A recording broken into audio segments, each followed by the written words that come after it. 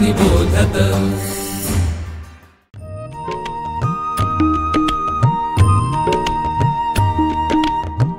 विवेकी अक्षर विवेकी लेखन सुश्राव्य वाचन श्रवणार्थ चरित्रे संस्कारी धीरवीर गाथा रम्य बालकथा अनुभवा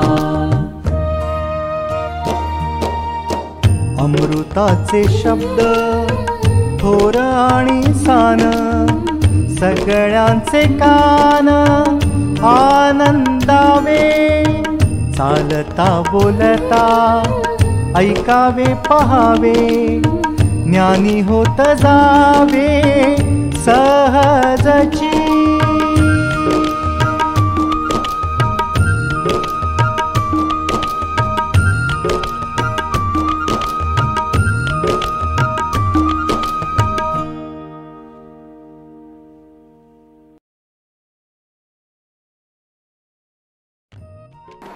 नमस्कार. विवेकानंद केंद्र मराठी प्रकाशन विभागाच्या अभिवाचन उपक्रमात आज सादर करीत आहोत रामकथामाला पुस्तकातील तारक राम या उतार्याचं अभिवाचन. 8 मार्च महिला दिनाचं औचित्य साधून या पुस्तकाचं प्रकाशन माननीय राज्यपाल कोश्यारी यांच्या हस्ते राजभवनात मोठ्या दिमाखात करण्यात आलं. त्यावेळी बोलताना राज्यपाल म्हणाले, राम अनंत, रामकथा अनंत अशा आहेत. लोकांच्या पिढ्या जन्माला येतील आणि कालप्रवाहात जातील, परंतु रामकथा शाश्वत व कालाजयी आहे. रामकथामाला या पुस्तकातून वाल्मिकी, कालिदास यांच्यापासून ते गदिमा यांच्यापर्यंत विविध कवींनी लिहिलेली रामकथा आली आहे. लोकसाहित्यातील वनवासी परंपरेतील आणि लोककलेतील विविध रामकथांचं वर्णन यात आलं आहे. भारताच्या विविध राज्यातील व बाहेरील देशातील रामायणाचं वर्णन यात आपल्याला वाचावयास मिळेल. रामकथेचे महत्त्व, त्याचा समाजावरील व राष्ट्रावरील प्रभाव रामकथामाला या पुस्तकात पाहावयास मिळेल. ब्रिटिश काळात अत्यंत दुःखदायी पर्वात भारतीय मजुरांना ब्रिटिश वसाहतीमध्ये मजूर म्हणून कामासाठी नेलं गेलं. अत्यंत प्रतिकूल परिस्थिती, अमानुष अत्याचार सहन करीत हे मजूर तेथे काम करीत होते. परंतु भारतातून जाताना त्यातील काही मजुरांनी आपल्याबरोबर रामकथा किंवा रामायण नेलं होतं. रामायणाच्या वाचनाने या दुर्दैवी मजुरांना तारलं, कष्ट सहन करण्याची ताकद दिली व त्यांना जगण्याचं बळ दिलं. रामकथामाला या पुस्तकाच्या लेखिका आहेत दीपाली पाटवदकर. 200 पृष्ठसंख्या असलेल्या व संपूर्ण 4 रंगी आर्ट पेपर वापरलेल्या या पुस्तकाची मूळ किंमत रुपये 200 आहे. परंतु विवेकानंद केंद्र मराठी प्रकाशन विभाग आपल्यासाठी खास सवलतीच्या दरात केवळ 150 रुपयात हे पुस्तक आपल्याला घरपोच देण्याची व्यवस्था करीत आहे. कृपया संपर्क करा 9881061686 या मोबाईल नंबरवर. धन्यवाद.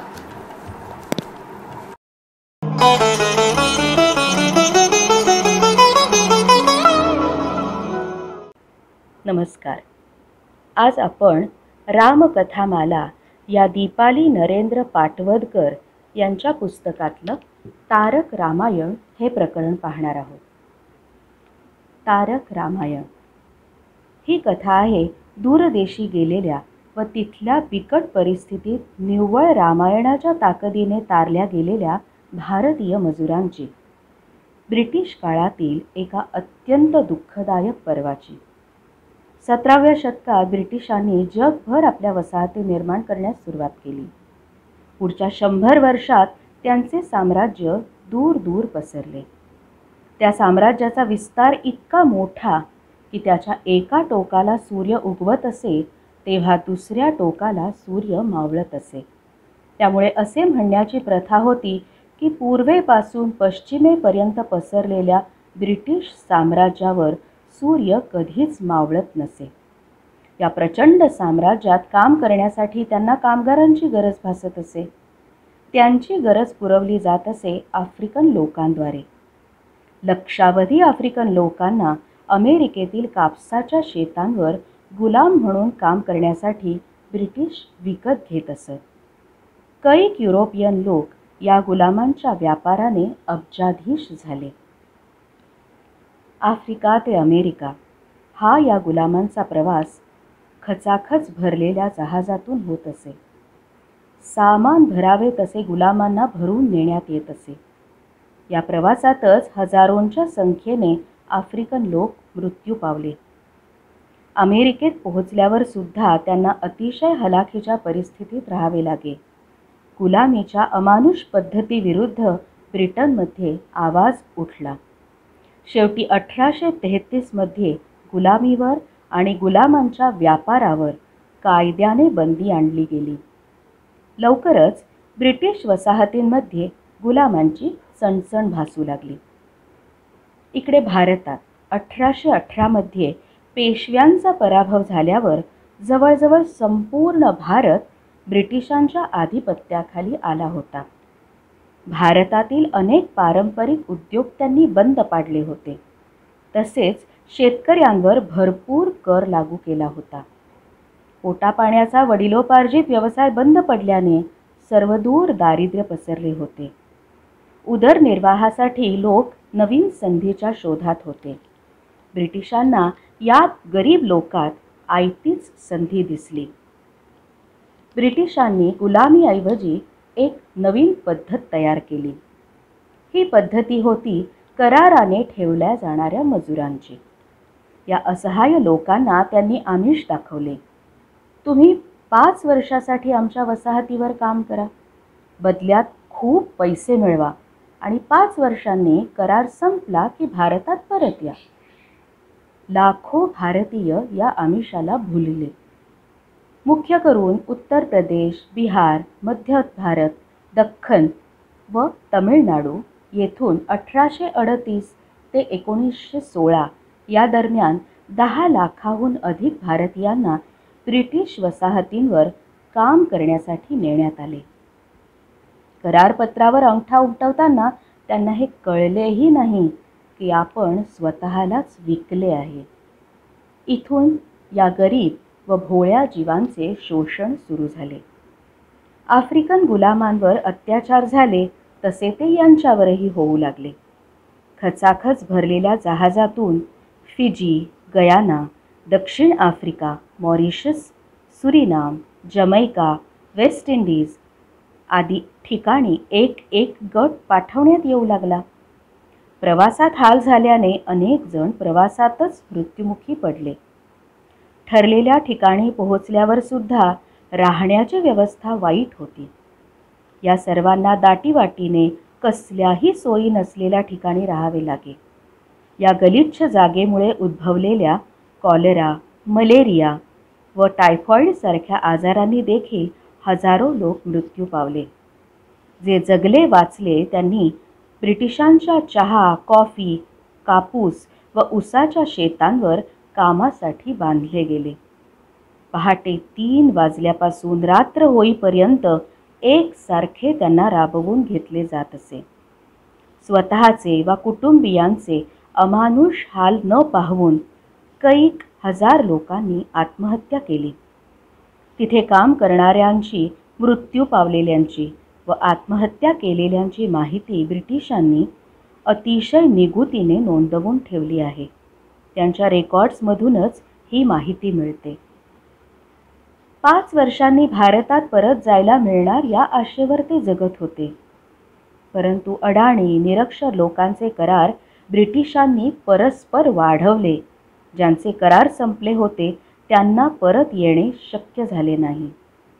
क्वचित कोणी यातून सुटका करवून घेऊन परत आले असतील, पण थोड्या काळासाठी म्हणून दूर गेलेली ही मंडळी काम करत करत तिथेच वृद्ध होऊन मृत्यू पावली. वेगवेगळ्या वसाहतींवर पोहोचलेले हे लोक भारताच्या वेगवेगळ्या भागातून आले होते. त्यांच्या भाषा वेगवेगळ्या होत्या, चालीरीती पोशाख वेगळे होते, ते वेगवेगळ्या जाती जमातीचे होते.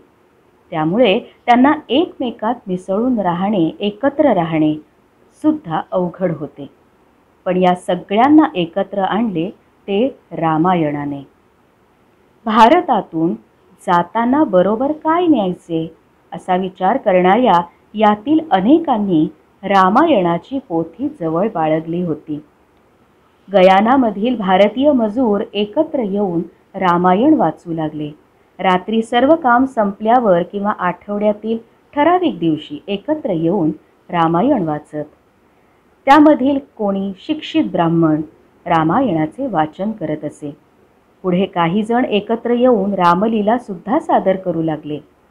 रामायणाच्या वाचनाने या सर्वांना जगण्याचे बळ दिले, कष्ट सोसायची ताकद दिली, त्यांना आत्महत्येपासून परावृत्त केले, प्रारब्धात लिहिलेले दुःख सहन करायची शक्ती दिली, स्वतःची ओळख दिली, स्वतःचे सांस्कृतिक मूळ विस्मृतीत जाणार नाही याची दक्षता घेतली.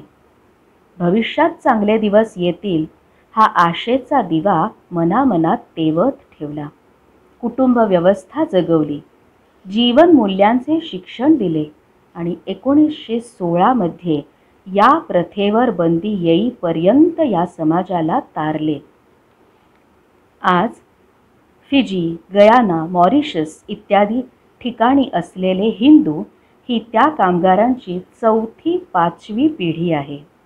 हे आजही रामायणाला चिकटून आहेत. रामलीला व रामकथा वाचनाचे उत्सव करतात. दिवाळीसारखे सण साजरे करतात. अजूनही ते हिंदू नावे धारण करतात. कुटुंबात राहून एकमेकांची काळजी घेऊन चांगल्या प्रकारे जीवन जगतात. आज फिजी व मॉरिशसमधील भारतीय वंशाचे लोक त्या त्या राष्ट्रांच्या प्रमुखपदी विराजमान झाले आहेत. ही सगळी किमया रामायणाचीच आहे. भारतीयांबरोबर इतर 4-5 देशांतून ब्रिटिशांनी असे कामगार त्यांच्या वसाहतीत नेले होते. पण त्या समाजातील लोक ही प्रथा संपल्यावर सुद्धा त्या हलाखीच्या परिस्थितीतून बाहेर येऊ शकले नाहीत. याचे ठळक उदाहरण अमेरिकेतील आफ्रिकन गुलामांचे आहे. अमेरिकेतील आफ्रिकन लोकांना गुलामीतून मुक्त करण्यात आले तेव्हा ते त्यांची भाषा, संस्कृती, धर्म सगळं विसरले होते. त्यांनी मुलांची नावे सुद्धा त्यांच्या ब्रिटिश मालकांसारखीच ठेवली होती. त्यांची कुटुंब व्यवस्था पार मोडून गेली होती. जीवनमूल्ये शिकवणारी कोणतीही व्यवस्था उपलब्ध नव्हती. आजही कित्येक आफ्रिकन अमेरिकन मुलांना एकटी आई सांभाळते. ती मुले जरा मोठी झाली की वडिलांचा धाक नसल्याने वा वडिलांचा आदर्श नसल्याने गुन्हेगारीत खेचली जातात. दुर्दैवाने अधिकांश आफ्रिकन आजही गरिबी, दरिद्री वसाहतीत राहतात. व्यसनांच्या आहारी गेलेले दिसतात.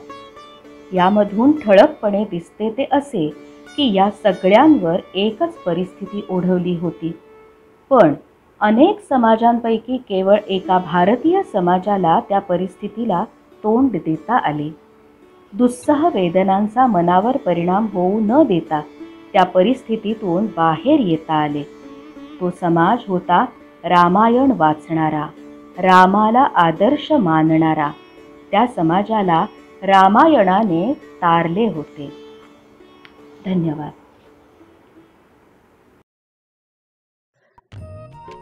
विवेकानंद केंद्र मराठी प्रकाशन विभाग म्हणजेच MPRV गेली 35 वर्षे संस्कारक्षम आणि राष्ट्र जागरणपर पुस्तकांच्या प्रकाशन व्यवसायात. 135हून अधिक पुस्तके, 10 लाखांहून अधिक प्रतींची एकूण विक्री, कार्यकर्त्यांना उपयोगी पडेल अशा माहितीची विवेकशलाका आणि केंद्राच्या देशभरातील कार्याचा परिचय करून देणारी कार्यदर्शिका. संपर्क अश्विनी हाईट्स, पहिला मजला, ग्राहक पेठेजवळ, टिळक रोड, पुणे 30. संपर्क क्रमांक 9881061686.